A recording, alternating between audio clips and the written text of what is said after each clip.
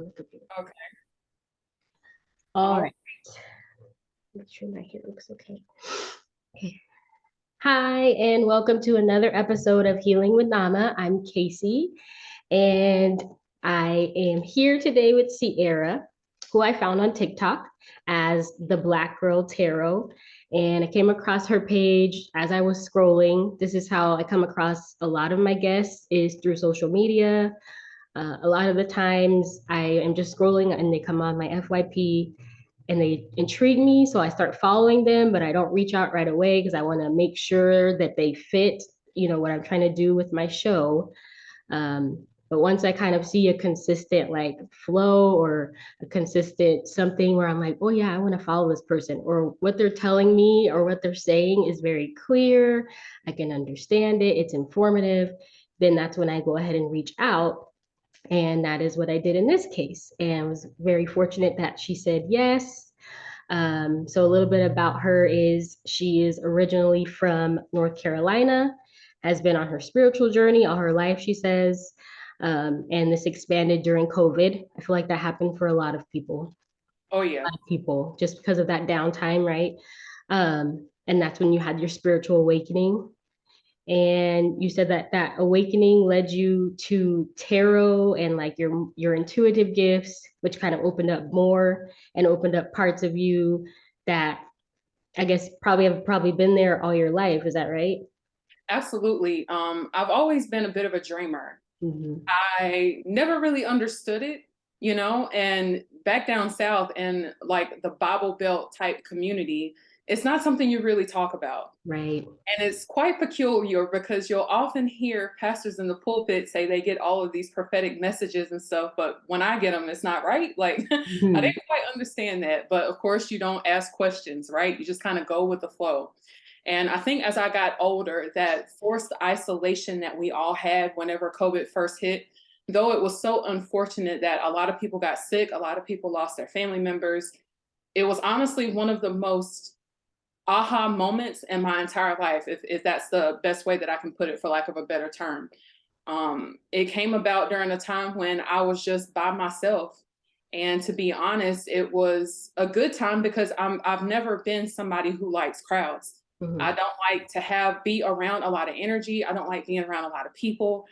I recharge and I get my best work done when I'm solo, when I'm by myself. So I think that forced time when I had no choice was the period when I had a couple of dreams and a whole lot more questions than I had ever had. And it was like the floodgates opened for me. So ever since that, I found tarot by happenstance and it was on TikTok.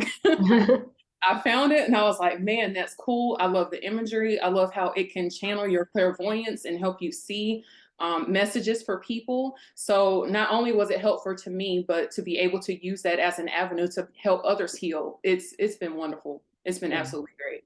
Yeah.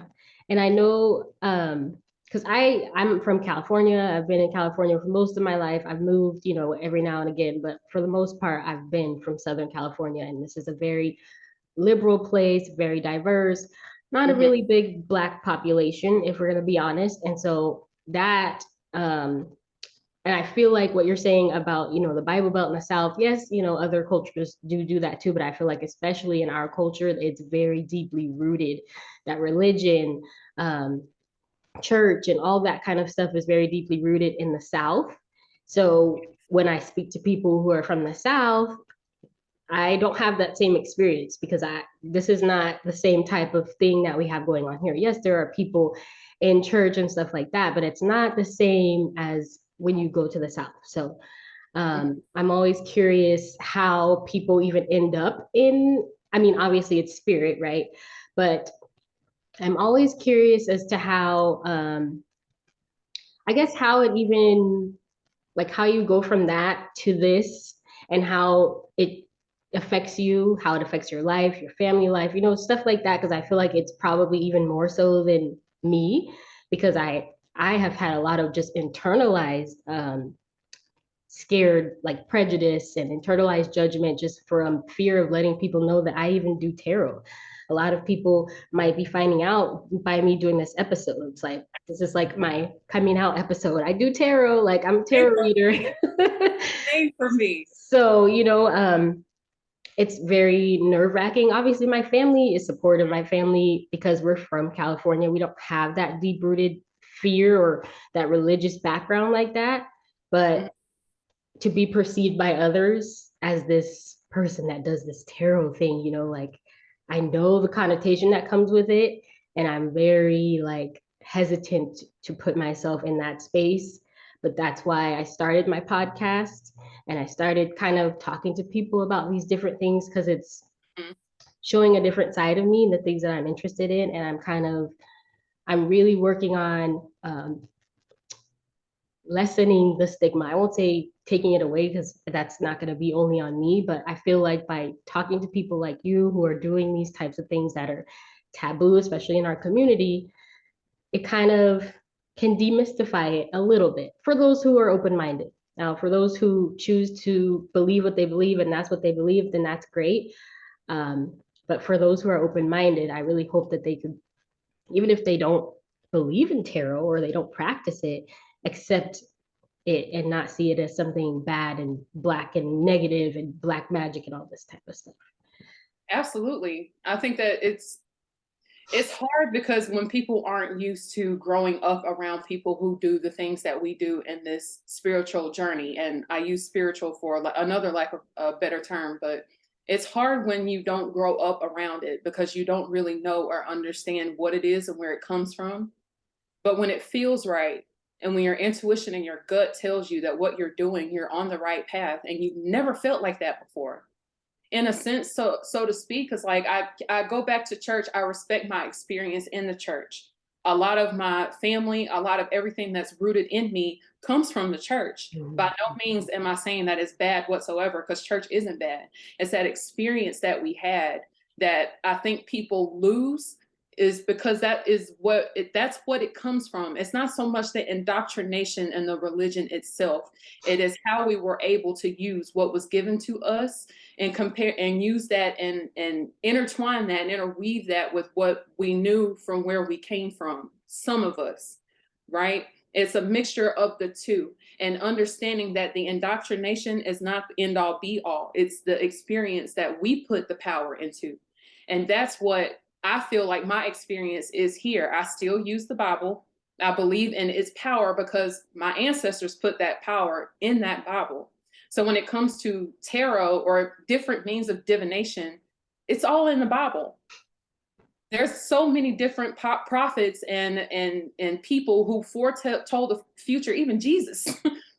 It wasn't with cards, but in some ways, shape or form, it was a way for us to be able to connect with God. And ultimately, that's what divination is, whether you use tarot, whether it's bones or coins or cowrie shells, whatever it is, it's a method of you to be able to talk with spirit. The Right. same as what people experience whenever they catch the Holy Spirit, or when they're in church and they start to feel hot and get heated, that spirit moving around. It's just Right. another way for us to talk with them. And that's personal to us. That's personal to you. That's personal to me. That's our own experience. And I hope that when people hear that and understand that you don't need confirmation from anyone, as long as you're in alignment with what you are supposed to do and you get that gut feeling that this is what I'm supposed to do, that's how it's going to go. Right. Yeah. So, wait, look, see, hold on. I got on that note.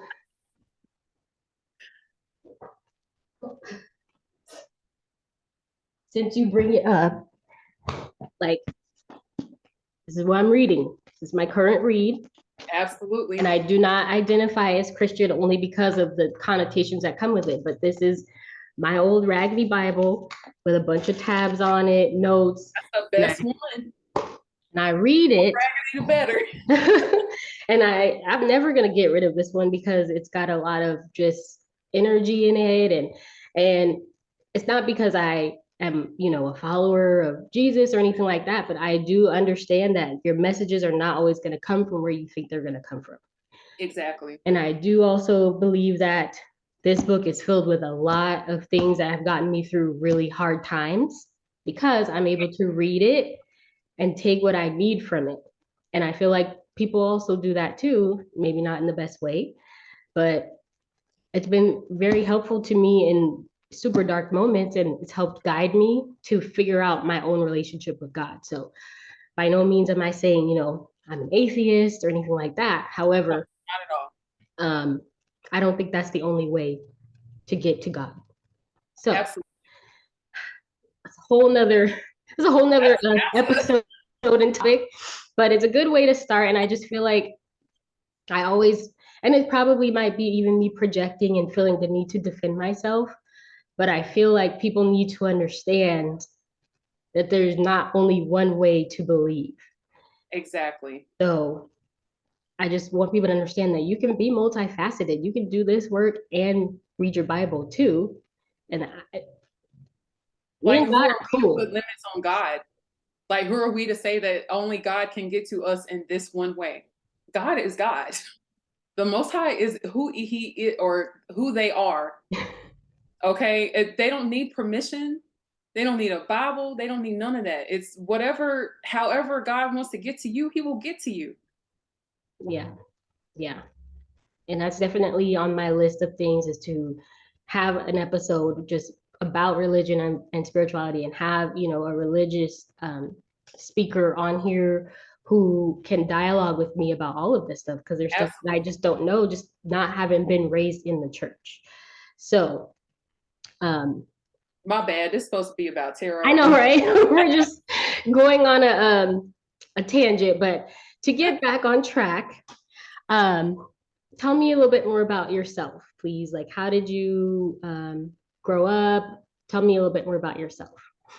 Yeah, so growing up in the country, it's not too much to do, but I think that's where my appreciation for solitude came from, is being someone who was, me and my brother, we're 13 years apart. So he was out of the house before I even knew what my butt from my elbow was at that point. Um, I was very active in school. I love to be busy. I love to work. I love the drive. I love the results of it all. I've always been very driven, very ambitious. Always had my hand in multiple pots because that was just what I felt confident in. Whenever I was still, I was like, I'm supposed to be doing something. I don't know what it is. And that's even a struggle to this day for me to feel like I don't always have to constantly be doing something. I think that's just rooted in childhood issues or maybe even trauma, thinking that that's a source of validation for me. So I was played all kinds of sports, played musical instruments, anything that could get me out and doing things and out in the public. That was cool. But I also love my alone time. I went to college after I graduated high school. I got my bachelor's degree in chemistry. And I think that's where my love of alchemy actually came from. And the sciences is, I don't know, at the time I didn't realize why I was so intrigued with science and the way things work. And it has brought me to here. I have spent about 9 years in the military, Oh, wow. and I'm so glad for that journey to be coming to an end, because where I'm going and where they're going, thank you, but I'm good on most portions of that. But it has enabled me to meet a lot of people who also walk this spiritual journey. Mhm. Some of my mentors, some of the most talented, gifted people that I know are also in the military. So there's a community of that there as well. Um, I'm in the very, very cold Midwest right now. And that's kind of difficult because I want to be outside, but Right. it's also negative some degrees outside, or it's snowing, or it's cold. So that portion of me, I miss the South for that reason, to be able to go out. And even though it was cold, it wasn't bitter cold, and I'm ready to get back down South, but that's my human aspect of me. The spiritual side is up and down all over the place. Yeah. Okay. So it's good. I like to give some kind of background so people can get to know you better, and really see, that if they can connect with you on a deeper level, stuff like that. So I just feel like that's important. How did you get into working with tarot specifically? I know you said you watch TikToks and stuff, but how did you decide, okay, I'm actually going to pursue like working with tarot? I just ended up picking up a tarot deck and I was like, I don't know what I'm doing, but I'm gonna just try it. And thank God for spirits and ancestors who are like, all right, be careful. Don't do too much. Don't Mhm. be careful you call on, you know, the things of that nature. Um, I don't remember the first video I saw, but I do know it was hoodoo related where I saw people using playing cards. And that is what made me dive more into tarot. I love the imagery of it all. I love that it was illustrated by Mrs. Pamela Coleman Smith, a Black woman. I love that the imagery on it gives you so many different details and aspects of the cards itself that you don't necessarily see every single time you read someone. I can have the same exact spread for you and then have it for somebody else, and it gives me a completely different message. And that's the beauty of those 78 cards. It's like it's not always so boxed in and definitive by the book version of what that card means, even though that is what I teach. However, I do think that that foundation is what is necessary to be able to trigger your intuition, your intuitive capabilities, your sight to be able to see things from your perspective as an intuitive. So for me, that's what helped me. And me being an earth sign and a Virgo, I'm very logical. I want to see the text, I want to see the quotes, all of this stuff, right? And that is what challenged me. And the minute I let that go, the minute I let go of the fact that just because the full means starting a new journey doesn't mean that I'm always going to get that same message whenever I put it in a spread around other cards, or even if I just pull it by itself.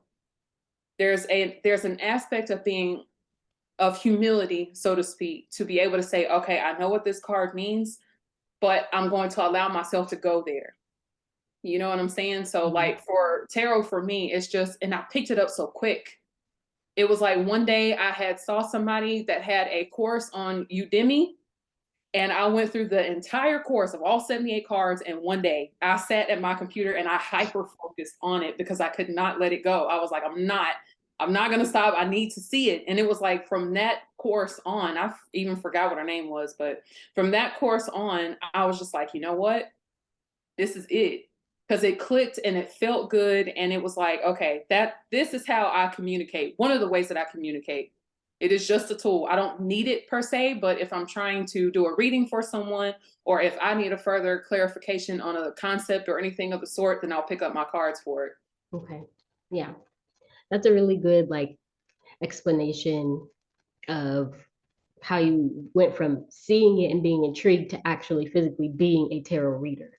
Hmm. Um, and what has your experience been like? And you can, I know we've kind of already like talked about it a little bit and went off, on another track, but what has your experience been like, if anything, as a Black tarot reader? Have you had any conflicts in who you like, how you grew up? How has that been for you? Whew. I haven't, I think the first thing that I think of when I have this conversation is like, does my family know what I do? Mhm. Because I could care less about what other people think about what I do. I value my family's opinion a lot. And then sometimes I think about it and I'm like, what would they think if I start doing, if they know that I do this? Yeah. I do have a cousin who's very spiritual, who's not so much into the church, so to speak.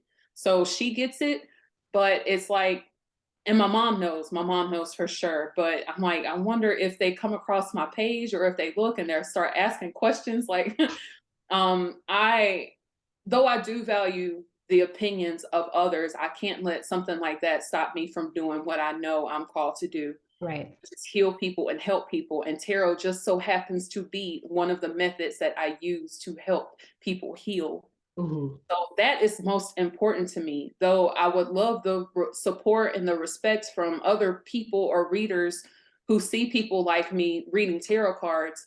Ultimately, at the end of the day, I have to do what I'm here to do. Right. Yeah. So I stay out of the drama, I stay out of the mess. I'm not about all of that. And the minute I feel it, I'm out. Right. And that's I'm pretty out. similar to me because I am very introverted. I'm Yes. social introvert, but I'm very private. Like You're only going to know as much as I let you know about me unless you're a part of my close circle. And I think that's probably also a part of why I haven't been very open about my spiritual journey at all. Some of my family members that are extended family probably don't even know I have a podcast.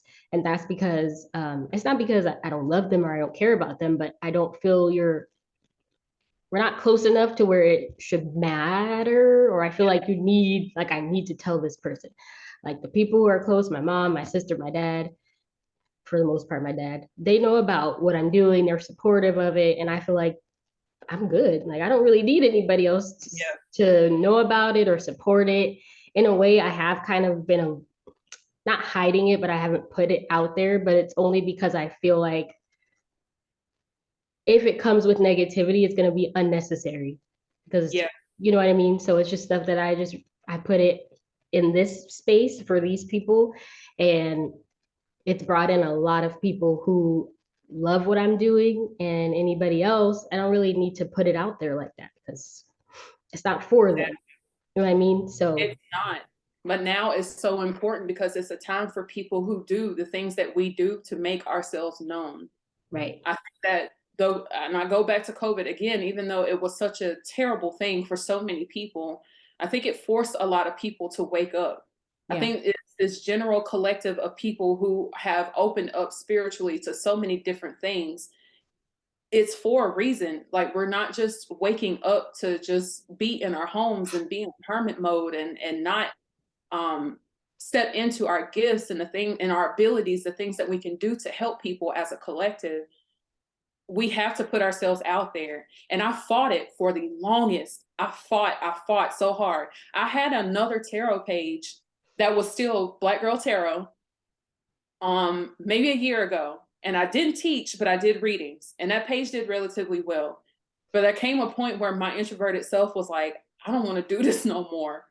I was like, I can't do it. Like, I don't feel right. It don't feel good. All these people are leaving all these comments. Like, I'm over it. I don't want to do it anymore. But after spending all of that time in isolation after that period happened and going through some things myself spiritually, it was like, okay, now you good. You got shook up a bit, but you got to get back out there because there's people who need the gifts and the abilities that we have that we can wake up in other people and help as a collective because times are getting so terrible. The food is expensive. There's all these natural disasters and diseases and things of that nature, and people need the healing. So it's our responsibility as healers, as diviners, as shadow work people, as whatever you consider yourself to be on the spiritual plane. We have to be able to build a community to hone in on the things that we specialize in to help everyone. And not everyone can go with us on that journey. And we have to have proper discernment and know that, yes, I'm here to help people, but you're not going to hurt me in the process.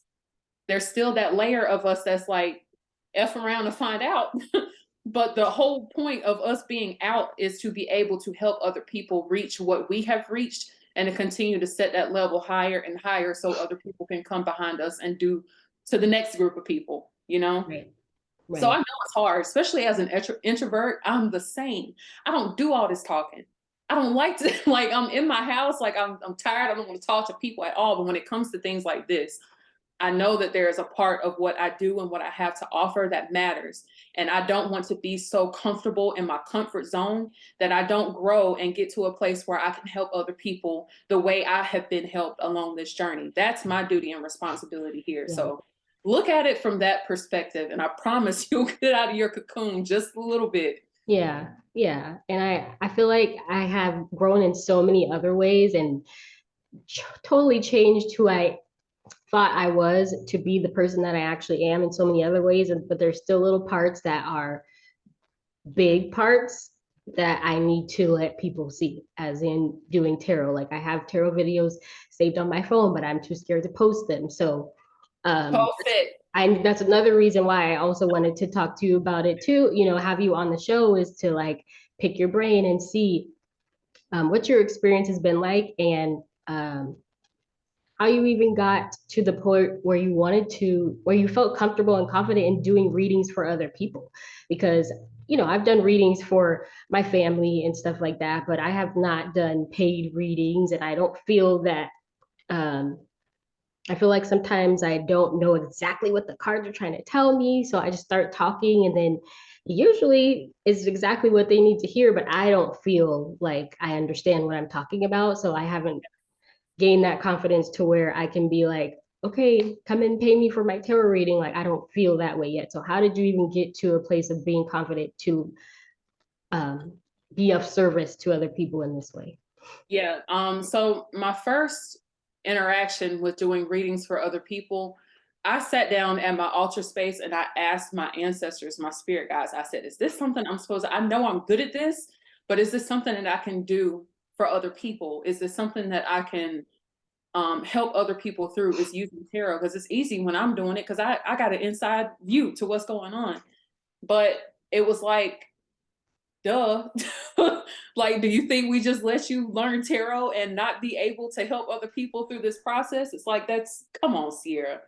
So I'm like, all right, well, all right, cool. So I started with my family. I started with my mom, and then I went to my brother, and then other family members, other close friends. And I was like, I can, like, this is good. But I think the comfortability and the confidence, I think people think when you start reading tarot that you're not allowed to ask questions.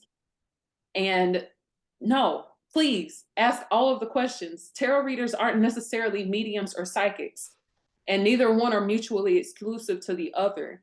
So I think it's important that whenever you find yourself in those positions where you just don't understand or know, especially when it's a general reading and you got a spread of cards that come out and you don't know what this is talking about. Is this about love life? Is this career? Like, what is it? Take the time to ask the necessary questions. Like for instance, if I pull the Three of Swords on somebody like I did on my last live, I thought it was relationship related, but she said it wasn't. And that enabled me to be able to see the rest of the spread more clearly, because if it was, I was like, well, this don't quite make sense. But it wasn't, right? It could have been a family member. I think people see the Three of Swords, and because it's a heart on the card, they immediately think it's just heartbreak from an intimate type perspective. And just using that as an example, it's okay to ask questions. It's okay to ask questions. Now, if you're asking questions for every single card that's pulled, that's not okay. And it could just be that your energy just isn't in alignment with the person you're reading, or you may just not be supposed to reading them. And I don't think people understand that either. Like there's a level of consent that happens, and if they spirits ain't feeling you, they will tell you.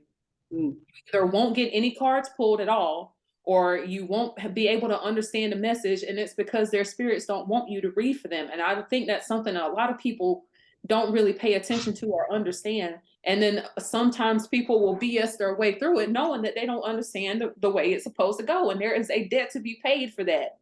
They paid you for your services and you did not provide them, and you knew you couldn't. There's all of that said, to don't be afraid to ask questions. Even if you have a way that you speak to your ancestors and be like, is it okay if I read this person? Is everything all right? Do I need to up my protection right now? Like, is this a situation that I need to step away from because it's above me and I can't handle it? That asking those questions humble us and enable us to be able to get the people who come to us the answers that they're looking for. So ask questions. Yeah. And it's important, like whoever your spirit team is, it's important to consult them before you're doing things like this. And I have a question Absolutely. towards the end where we'll get into all that, but if it's your ancestors, if it's your higher self, God, whatever you call it, whatever works for you, and whoever your higher power is, make sure that you're intentional about who you're putting your energy towards and your trust into, because not everybody has the best intentions, or like she said, not everybody is meant to be reading for you. It doesn't mean that they're a fraud or a bad person. It just may mean that they don't have that message for you right now, and maybe somebody else does. So always use your discernment of like who you listen to, even if it's me. Like everything that I say is not going to be valid for you or true for you. Some stuff might resonate and some might not. And that's also why I like to have people on the show, because I don't know everything. I'm learning a lot of this stuff as I'm interviewing people. I'm also learning. So I'm learning. And um, a lot of times that's all I'm doing while I'm interviewing and doing this podcast is just learning, because I'm very curious. I'm a Gemini, so it's all mental activity up here. I want to know all of the information that I can learn. And this is my way of learning and sharing at the same time. So, Absolutely. um, where's that? Forever a student to this process. Right. I don't like calling myself an expert because I think that leaves room for you to not be humble enough to take advice from people you wouldn't necessarily think would be able to give you said advice, right? Mhm. So to each their own, but for me, I'm forever a student to tarot, to divining, to spirit. I'm always open and ready to learn and continue to grow, because that's where we grow, is when we learn, when we humble ourselves to be able to do as such. Right. Yeah. So that's just my little disclaimer is like, yes, this is a great conversation. It's good energy. I have good intentions behind it. I'm sure Sierra also has good intentions behind it, but always just be cautious. And Absolutely. I'm talking to myself also because I feel like I'm that kind of person that believes in signs so much that anytime something happens, I'm like, oh, that was it. That's the thing I've been waiting for. And it was you that kind of made me realize that in myself when I was on your live on, what was that, Friday or Saturday? I think it was Saturday. I was on Mhm. your live and you were doing, I got a reading from you just so I would know how that experience was and I Mhm. could be able to talk about it. And you said, um, get a mentor or get somebody who knows about marketing. And I was like, I just met somebody at the grocery store who was a marketer. Like I was walking out, she was walking in and she started talking to me and, asking me for my information. And in my head, I'm like, that's the person, that's the one that's going to help me. And you were like, that's Oh not man. always, you didn't say it directly, like I didn't tell you that, but what you were saying was like, that might just be a sign that you need to go in that direction to seek one or to ask for one to be sent to you. That doesn't mean that that person will be the person that you need to work with. And I think for Exactly. me, as soon as I see that, I'm like, oh, that's the one. Like I'm ready to go with that person. And I need to also use my own discernment and stop and ask, is this like, I don't just go ahead and like start paying for the courses or anything, but in my mind, I'm thinking like, okay, maybe this is that person, but um, I'm glad that you said that to me so I could stop and really think about that. That's beautiful and such confirmation. It's just, and I can't read that from a tarot card. You know what I'm saying? I can't say go find a marketer from a tarot card. It's all about being able to open up and be able to hear from spirit the words, the thoughts, the mental images that you get whenever you divine or whenever you talk to God or spirit, whoever you want to deem that as. That guides you, that pushes you. It's like tarot kind of shows you what door to open, Mm-hmm. but this, your third eye, your pineal gland, is what opens you up to kind of take a deeper look besides what's on one side of the door. You have to be able to open it a bit and see what the message is that spirit has for whoever you're reading. Right. It takes time. Yeah. It's all like the way I get things is I'll either see like a quick glimpse of something that is such a parable, because spirit has a funny way of not being literal. Oh my And if God. he tells me that I need to go cleanse myself, he drops like a rodent in the middle of the road, and I'm seeing like a construction worker picking up a rodent out of the middle of the road instead of just saying go cleanse yourself. Right. It's things like that. So that's how the images come up for me, and sometimes I hear it. So it's all about just being in a state where you feel comfortable enough, being comfortable with who you're reading, and just allow yourself to experience it. And a lot of the times you get that practice, you can get that practice from doing readings for yourself. Like you can make up a client and be like, I have a 23-year-old female who has relationship issues, spirit, what you got for me? Right. And then make it clear that this is not for anyone, this is for me to practice. And then you lay out your cards, your spread, and then you see what it tells you. Right. That's an easy way to practice and to get used to trusting what's up here and what's in the middle of your forehead. Right. Yeah. Yeah. That's good. All right. Can you give an outline of what, if somebody's never seen a tarot deck before, what would they see? Because every tarot deck has the same suits or like the same cards, but they're Yes. all different. So what would somebody see if they open a tarot deck? Okay, so from the beginning, what I consider, what I like to picture tarot as is the Fool's Journey. And the Fool is number 0 in the tarot deck. It's the very first card that you're going to see. If it's in order, whenever you first open it, the Fool is what you're going to see next. And the journey throughout tarot is all about him going through his ups and downs, emotions, and everything else to get through to the world. right? And the world is the very last card of the major arcana. Mhm. All right. And with that, the major arcana is the first from 0 to 22. That set of cards that don't have like Three of Swords or King of Pentacles, not those cards. Major arcana from 0 to 22. Once you get through that, then you go into the minor arcana. The minor arcana consists of 4 different suits. It goes from the beginning of it being wands, then you go through to cups and swords and then pentacles. And it kind of coincides with the seasons of the year as well. So wands are spring, cups are summer, swords are fall, and then pentacles are winter. And then when you get to that very last card, it's so funny because I found this out when I was recording content for this week. When you get to the King of Pentacles, the very last card, you end up finding some imagery that ends up leading you back to the Fool to begin with. So if you take a minute to look at tarot as in that type of order, sometimes it can make it easier for you to know what those cards mean. If you can remember what comes before and what comes after, it's like, what part of the Fool's journey is this trying to tell me that I'm on right now? Right. And with that, the minor arcana cards in each suit, you have them from ace to the 10 of that suit. And then you have the court cards, which are your pages, your knights, queens, and kings. And that's in all of the minor arcana. And there's 56 of those cards after that. So you got your first 2, again, is major arcana. That's like the big movement that you have going on, from anything to like strength to temperance to death, the Fool, those types of cards. And then the little wavering type energy that can easily be manipulated if you change things around, that's what the minor arcana represents. And that's the suits that we talked about before. So when you open that up, that's exactly what you'll see, whether it's the traditional Rider-Waite-Smith tarot deck that has the imagery that I use on my TikTok, or it's one that has a bunch of cats and birds and people and, you know, the more abstract type art that's over it.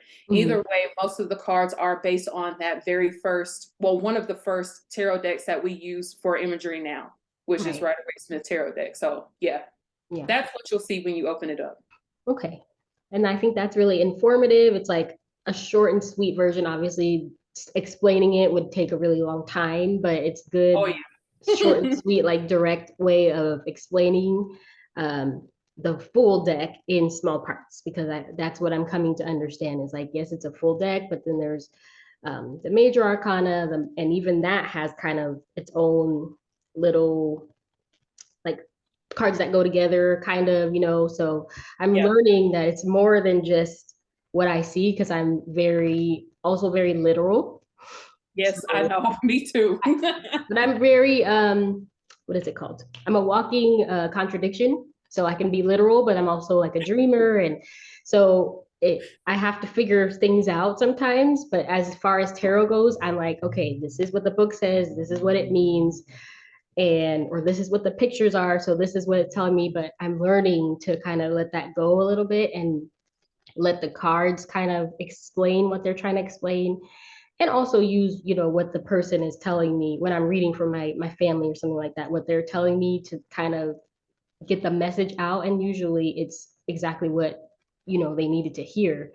But I think in the very beginning, and still sometimes now, very literal and just going straight to the book, like reading it verbatim, exactly what it was saying, instead of using my own intuition to get an interpretation. Yes. Don't be discouraged whenever you feel like you have to pick up the book. I've been reading for about 2 years now, and up until maybe 3 or 4 months ago, I would always go back, and sometimes just the key word, especially when it's a deck you're not used to. Right. Sometimes that key word will be able to trigger your intuition to see things from a different perspective. So don't ever be afraid to go back to the book. Sometimes that helps. Yeah, it definitely helps me. Just even the keywords for the deck that I have, only have one. I only have one yet. I don't know why that sounded weird. I only have one tarot deck right now. And even the keywords on there sometimes helps me like jog my memory about what the card is about. So then I'm like, okay, that's what it's trying to tell me, and then can put the pieces together. But exactly. I say that to say, when you are starting tarot, it's not always literal, and especially depending on the deck, because there are so many decks out there, you have to find the one that works for you. The story will be different depending on your interpretation, the card, the person, like all that kind of stuff. So just be open and consider everything that goes along with it. Exactly. Yeah. So what do okay. Say for instance, I'm gonna pull just a random card. Oh, Okay. one's perfect. So I have the Light Seers Tarot. This one is the one that I use. This is Okay. one that was gifted to me when I first started wanting to do tarot. I was talking to another tarot reader, another Black tarot reader. I just happened to come upon her, and I was telling her like, yeah, I want to start, but I'm a little scared. I don't know how I feel about it. And she was like, you know what? I'm gonna send you one of my old tarot decks. And I was like, yeah, sure. That's so beautiful. Sure, she's gonna send it. I didn't really believe it, but I gave her my information, came in the mail with a note. It was really sweet. And so That's I great. love this. Yeah, it was great. And it was I think it was helpful to me that she was somebody that I recognize and not recognize, but resonated with Yeah. culturally. Cause then it kind of was like, okay, this is somebody that's actually doing this. This is, it can be done. It's not just for, a different type of people. Like Correct. he's also doing it too. Um, so yeah, I got this deck and I really love this one because the pictures are very clear. Also, I know that you were on TikTok live. If there are any like comments or questions, feel free to like jump in and say, because I just tend to go on and I'm not on the TikTok live. I probably should have, but my phone was dying. So there's a lot going on.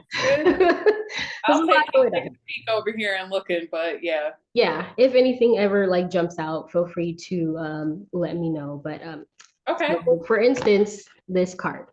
So this is Death and Rebirth. I And got a video coming for that one this week.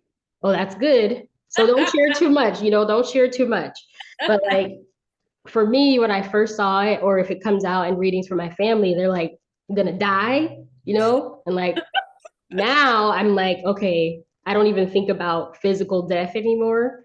But this can be one of those cards that's very, if you're reading it literally, can be very jarring. So just using that as an example, how would you explain that card? So death is one of a card that I have so much appreciation for when I actually understood what the meaning of it is, right? Well, for me, whenever death comes about, if you look at the traditional deck, you'll see a man that's in a skeleton that's on a horse, and he only has a black flag with him.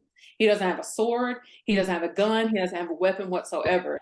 He's just going around telling people, "Hey, it's your time. I'm just here to collect, right? I'm not here to destroy anything. I'm here to collect because the Most High said it's time for it to happen." So, in a translation for a reading, that means that it's time for your old ways or your old ideations, things that no longer serve you, to be removed from you to make room for the rest of the journey as you go through the Fool's Journey in Tarot. So, death is an opportunity for you to see that not only could it be a terrible situation, maybe a bad relationship, or a bad job or career move, whatever it may be, whenever death comes up in a reading for you, it just says that it's time for the old ways to be washed away to make room for new. Just like the spring equinox we got today. And us starting with the aces, we can't necessarily experience the new things that are in store for us if we keep the old things around that don't serve us. Mm-hmm. So whenever death comes up in a tarot reading, it's like, what is it that you need to get rid of in order to make room for what is in store for you or make room for the things you're trying to manifest? It's such a beautiful card. There's people in front of the horse that have different reactions to seeing him, and that's also important. It just goes to tell you that no matter how you choose to react to this situation, it's coming whether you believe it or not. We all have to experience it. Yeah. And it's not necessarily a physical death, though there are times that it could represent that. Do not take that away from it. Right. Most times, depending on the spread and what's going on with that situation, it just means a time for transition. Right. Old to new. That's it. Yeah. And I like that this deck in particular has it as death rebirth, because I think it kind of takes the sting out of it a little bit, because then it's a different type of connotation, right? It's not like I'm going to die. It's like death rebirth. Oh, okay. Oh, yeah. So it's a little bit less jarring. I mean, it still scared me in the beginning because I was like, why is, it was just a lot. And even with like the Lenormand cards, stuff like that, certain things are very jarring. They're very direct, but Oh yeah. you have to push past, and that's a whole nother thing too, push past the literal images or literal words on the card because they have so many different meanings. Oh yeah. The devil too. The devil, Now yeah. you think like death, yeah, like yeah, of course, that scared the crap out of me when I first saw it. But the imagery in the devil is so in some decks, not necessarily Rider-Waite-Smith, because it kind of looks like anime to me for Right, some, yeah. but in some cards, that card is so dark. Yeah. It's so deep and it sometimes it scares the crap out of you. It's like, who, what is this? No, no, no. But that's the devil is more so about releasing things of that you're obsessed about or materialism or excessiveness, things of that nature. And that being influenced by the devil, quote unquote, that's at the top of the card that has those two people chained underneath him. It just says that there's an outside influence that's causing you to be in a position where you feel like you have to obsess over something or be so materialistic over something, like the things of the world that have your attention more than what the actual, what, than why you're actually here, so to speak. Right. So cards like that, yeah, Yeah. Yeah. absolutely. Okay. I'm good. I wanted to that card specifically. I was trying to find the devil, but I can't find him in this deck right now. That's Um, okay. but another one that I also wanted to talk about, and I watched your video and about it just to kind of get a little bit of information about it, but I wanted to ask you in person too, is the lovers. Mhm. So for me, this is really literal, right? Beautiful, The isn't it? lovers. It literally says the lovers. And I'm coming to learn that's not necessarily what it means. So I think that's where sometimes I get a little tiny bit frustrated because I'm like, well, why does it say the lovers? It's not about the lovers. I'm over here thinking that, it's about union and like my twin flame and all this stuff. But no, it's about me getting a mentor or something like that. I'm like, so, Now, see, there's another time where you're getting too literal. You know what I'm right, saying? The lovers is about a choice. Most times when it comes up in a reading, it instantly makes me smile because I'm like, there's good energy that comes with the lovers. But I think the way that helps me remember that it is about choices is when you look at the two people who are on the lovers card. You have the man who has his tail lit by fire, who's looking over to the woman who has grapes on her tail, right? And they're both looking up at who I just learned is Archangel Raphael, by the way, and I was blown away to know and understand that. hmm, She is focused on the angel figure, right? And he's looking over at her. And there is a path that divides the two of them. And the point of that card is to make sure you know that whether it's a relationship or a career move or anything of the sort, what is the intention behind your choice? Is it from a secular viewpoint? Are you looking to just get what you can get out of it? Meaning, decide with the man on it with his tail, burning his tail on one end and looking over at the female and lust? Or are you being guided by divine intervention? Are you being guided by your true destiny whenever it comes to the choices that you make? Because there is a path that goes in between both of them. And the choice you make depends on what you believe your intentions are. That's the beauty of the lover card. Now, a lot of different translations of the lovers and other decks, for like the hoodoo deck, for instance, there's still a path that goes in between them, but they're holding hands. And though that's beautiful, I still hope people know and understand that it's also very much about making the choice to make a decision that is going to set you up versus in a good way, vice a bad way, because you're focused on secular things, if that makes sense. right. So it's a deep card. And I think a lot of people say on the surface when they see the lovers, but that card has so many layers to it. It is beautiful. Yeah. I'm learning that. I'm learning that because I think for a while, everything pointed back to what I needed it to point back to. So I'm learning to kind of take that out of it because I know that I have a tendency, or not a tendency, but I've in the past had a connotation of what I wanted it to mean Hmm. without actually paying attention to what the cards are trying to tell me.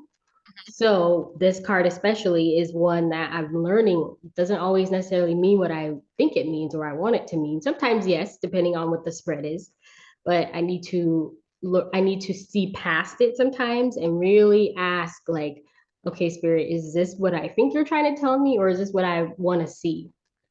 Yeah. So when you have cards that have abstract imagery on it, like the Light Seers Tarot deck, beautiful deck, right? But there's some cards like the Lovers that aren't necessarily true to Rider Waite Smith. So if you could, I'm not saying you can't use that deck, Right. but I would use that deck more so for relationships or intimate type things because that's the type of imagery. That's what triggers for me whenever I see the cards. Right. um Different decks can give you different energy even if Mhm. they are all Rider Waite Smith tarot decks. There's one deck that I have that I know that I can use to talk to my ancestors and I keep it on my altar. There's one deck that I can use for readings. There's one deck that I can use for more lighthearted situations because the imagery is such, you just kind of connect with them. And I sleep with my tarot cards. They're Oh, in my bed with me because I want them to connect to my energy and I want them to be able to be an extension of me. So when I pick them up, they don't feel so unfamiliar. huh. So connect with your cards, even if you store them and put them under your pillow or you put crystals on them, whatever you can do to make those cards personal and use your energy in them, vice picking it up like a book off the shelf. I promise you, things like that are going to help you with your readings a lot because your cards are going to understand you. They're going to vibe with you. The spirits that help you get your messages through those tarot cards, they're going to be able to do that more easily when you're familiar with it. Yeah. So this is the type of thing you can expect if you follow Sierra and you see her card explanations. She does all the cards like one by one or two by two and gives a very like in-depth, as much as you can on TikTok, right? Yeah. Explanation of the cards. And that's why I really was intrigued and wanted to follow you because I'm still learning and I felt like you explained it in a simple way where I wasn't still confused after I watched your video. And Hmm. I watch other people too, just to get different perspectives so I can put it Yes. all together.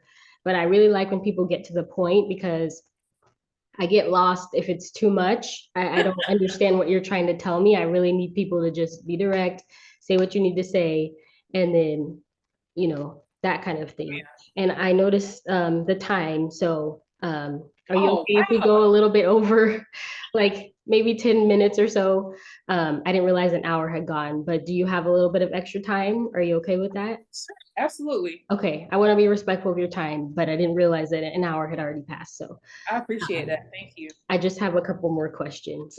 Okay. Um, so what tools would you tell somebody that they could use if they wanted to learn, aside from, watching your TikToks and stuff, if they wanted a more in-depth um, a teaching or something like that? I have been watching people on YouTube that I resonate with, but what tools would you suggest? Holistic tarot. And I know this is an audio recording, and everybody that's here on TikTok, this is my favorite book ever, ever, ever, ever, ever. Holistic Tarot by Benabel Wynn, and I really hope I'm saying her name right. I could not put this book down for days. It was like hyper focused because of how well written this book is, how easy it is to understand. I'm telling you, most of the things that I speak on, a good 60 to 70% of what I teach in those decks are from this card. I mean, from this book. This I highly, and I'm gonna put it up here so y'all can see it. Highly, Yeah, put it up here on 10 your out of camera 10. too. This is the best book. Now I have seen other ones and I won't name them because I ain't trying to shade nobody. I don't want no smoke. But this one, I have only seen one person talk about this book for tarot. I have only seen one person do it. And I swear, if I ever have a question about tarot, it's this book. This is my absolute favorite. Okay. Absolute favorite. And until then, and it's on Amazon, that's where I get it from. Can you put it But up closer to this camera so we can see it? yes, This will be absolutely. video and audio. Oh, This okay. is Okay. Holistic Okay. Tarot by Benabel Wynn. Okay. I think I paid maybe $20 for it. but it's incredible. It breaks down every single card. It breaks down the imagery. It talks about tarot spread. It gives you a bunch of different cases to say, well, this person got this reading, and what does that mean? It's phenomenal. It is my favorite tarot book. And I've tried to find others to like diversify my portfolio a bit, but none of them compare. None of them compare to that book. Absolutely. Okay. All right. It's wonderful. I'm glad I asked. I'm glad I asked because I've been looking for Okay. more like things to hold my attention. I get distracted very easily. Even if a book isn't like grabbing my attention quickly, I'm over it. Like, so I need something to hold my attention so that I can really get what I need to get from the book. So that's good to know. And I will be definitely checking it out on Amazon, if not just putting it on my book list. Absolutely. So, okay. That, and you'd be surprised how much biblical references there are in tarot. I never knew it. Like even from Archangel Raphael to the pillars that are in the high priestess that have the B and the J on it. That video is also coming this week, and I cannot wait to talk about that. There's so much imagery in tarot that comes from the Bible. I don't think people understand that, and Holistic Tarot breaks it down incredibly well. I cannot give that book enough reviews, positive reviews for sure. Well, that's good. If the author is, I don't even know if she's still alive or if it's a her, I don't know. But if you're watching, hey, you got a Thank plug you. sponsor, like Thank you for that masterpiece that you created, because nothing compares to that book. wow, okay. All right. I'm gonna check it out for sure. Please do. So I will, I definitely will. Can you explain for people who might be interested, what would a reading be like with you? Like how would it start? What would you do? At the end of the show, I'll have you put your socials and stuff like that. But how would a reading, if they already had booked it, what would that look like? Yeah, so my readings are pretty much straight to the point. For you, all I ask for you to do is come with an open mind. I feel like if there's any resistance, if there's hesitation, the reading won't be clear whatsoever. So I understand nervousness. You don't know me from a can of paint, and you asking me to read you for filth. And though I will, I come with good She intentions. will. She did me. I was like, who told I you this come with good information? intentions. All right. But yeah, so we'll sit down, and if it's through Zoom, then we'll talk and try to make you feel as comfortable as possible. You don't have to be sitting up or anything of the sort. I just need you to be comfortable. Or they can be voice recorded. However you prefer for the reading to happen is what it will be. But I will always make sure that my space is cleaned and cleansed beforehand. And that makes your messages come through clearly, is when you're cleansed and your space is cleansed. I do not predict the future. I do not predict pregnancy. I don't predict death. I don't predict births.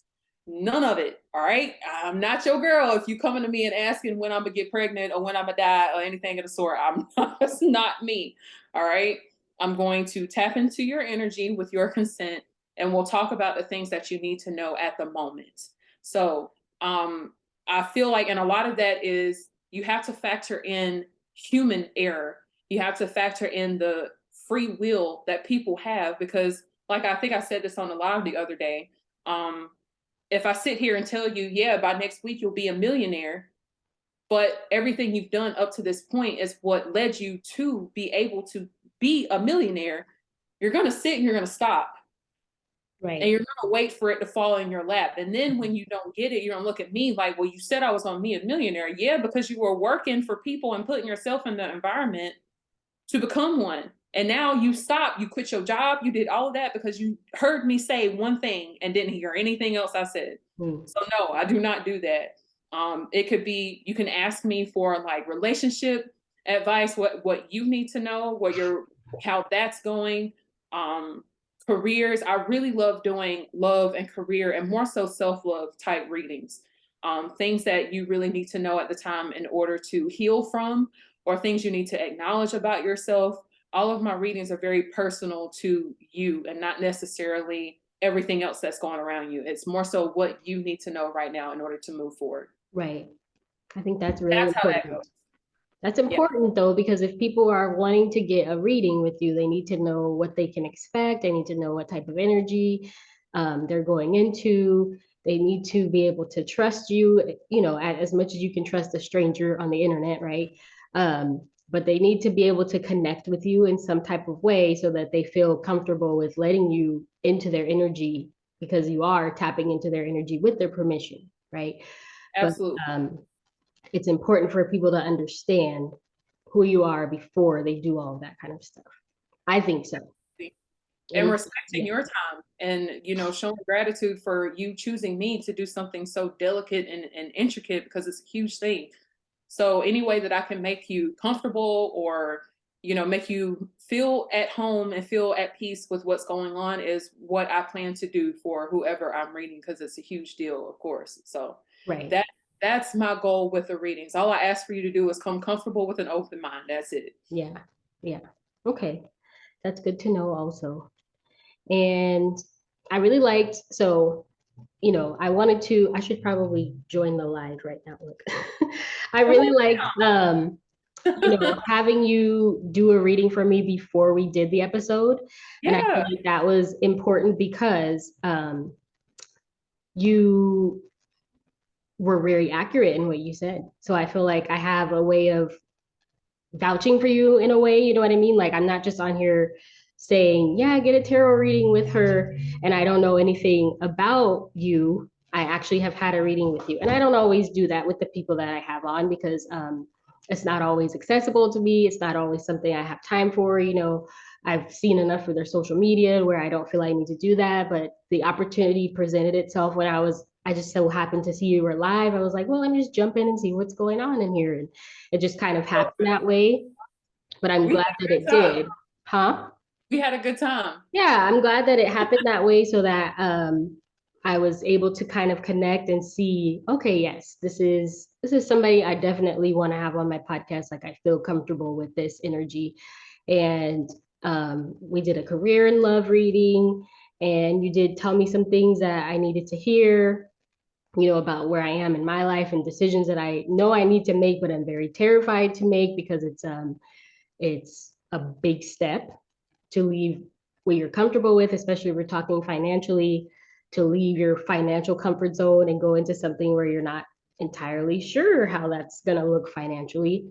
And, also, just taking that leap of faith and being that person I know I can be and I am. So I'm really thankful to you for even taking the time out and sharing that um, with me. I just wanted to make sure to Absolutely. say that. I can say the same for you for taking a chance on me because there's sometimes when I'm also questioning myself, even though I've been told to stop plenty of times. But thank you for allowing me to be tap into your energy and show you the things that you needed to hear and see. Thank you for this beautiful podcast episode. We went from church to tarot to here. So it's been Right. amazing. Absolutely amazing. I loved every minute of it. Yeah, I'm really glad to have you on here, and we're gonna wrap it up soon. Before I do that, I have one more question, and then I'm gonna have you just share your contact information with people. But do Okay. you have advice for people who are on TikTok and who are in desperate search of an answer or something, or just interested in going after these people who don't have the best intentions, or these readers that are not, you know what I mean? Like there's people out there who are just swindling people. So we're not singling anybody out. We're not doing anything Nope. like that. But it is what it is. And I want people to be informed that not everybody that says they're a tarot reader is somebody that you need to circulate your money to. So do you have any advice for people on social media that are interested in tarot? I always go with this because I'm also and forever will be in search of finding more people who are meant to be a part of my community or the community that I'm trying to build. So there comes a time when you need to know discernment. Most tarot readers, most diviners and spiritual people, medium psychics will never reach out to you for a reading. I will never come in your inbox and be like, your ancestor says you need to do this and pay me $100 or whatever the case may be. That's not legit. And even if it is, that's on them. But you do not do that. Right. I will wrap that up in a tiny little bow and say, when the student is ready, the teacher will appear. As long as you are in a place where you are open to being vulnerable and open enough to be able to receive, then you will. But in the meantime, work on cleansing, work on protecting yourself. And when it's ready, when you're ready, you'll find yourself in environments where people who are meant to help you will show up for you. So Yeah. trust and believe that, because it always happens. Yeah. Yeah. That's good. Very good advice. All right. Are there any questions on your TikTok live? Is there anything else that you would like to wrap up or anything like that? If not, we can. There's a couple questions on here. Jania, I'm sorry if I'm saying your name wrong. She said, one thing I have a question about is, how do you price it? I talk to my people. And even now, sometimes it depends on what your ancestors say. I'll say that. And what you feel called to charge. And then if you're new at this, oh yeah, we'll talk. But I feel like knowing what to charge is up to you and your spirits and ancestors. Okay. That's good Absolutely. to know too, because I have the same question. All right. How can people who have not seen you before get in, connect with you? How can they connect with you? And what type of services do you offer? I'm sorry. No, it's fine. I am the Black Girl Tarot on Instagram and on TikTok. Just go to my TikTok and look at the rest of them. But somewhere on the line, they're all the Black Girl Tarot. No numbers, no underscores, nothing like that. Go on my TikTok or my Instagram and look at my links, and all of my information is already there. If you would like a reading, the link to those things are there as well. So I'm pretty easy to find. That's awesome. Thank you so much for showing up today, being in my energy, allowing me to be in your energy, and sharing your knowledge. I appreciate the research that you've done to be able to share with me all of this information. And I always enjoy soaking up other people's knowledge and understanding of things, because I can't research everything that I'm interested in as deeply as I would like to. So things like this, where I could spend, a little bit over an hour of time getting all this information, and I can play it back as many times as I need to, is really helpful. So I really appreciate you showing up and being here. And I'd love to have you on another time, whenever you would like to come on. Just let me know. It's been beautiful. And keep going. Yeah. Don't stop. Keep going. You're doing a beautiful thing with your podcast, and I'm here for it. I really appreciate that. Thank you so much. Yeah, I'm falling more and more in love with it as I continue to do episodes. I found a newfound love for it this year, and I'm learning that people are actually, listening to it too. So that always feels good. It feels good to do it anyway, but if people are showing up and actually listening to it, that always feels good. So absolutely. Yeah. So thank you. I hope you enjoy the rest of your night, your day, and I'll see you around. I'll probably pop into your live at some point. Come on down. I'll be here for a little while, and then I'm gonna go lay it down for the evening. Right. I'm going back to the couch. So yeah, please go better. I pray energy for you. Right. Yeah. I didn't even tell my listeners I have COVID right now, but I'm okay. I'm fine. I just, I was so excited about this episode that I feel like I've gotten energy from like spirit and universe, like kind of energized me a little bit. I might get like depleted after this, but they like recharged me so I could be here for the episode. And I'm going back to the couch, but enjoy the rest of your day. And thank you so much. I really appreciate it. Absolutely. Same to you. Bye. Thank you.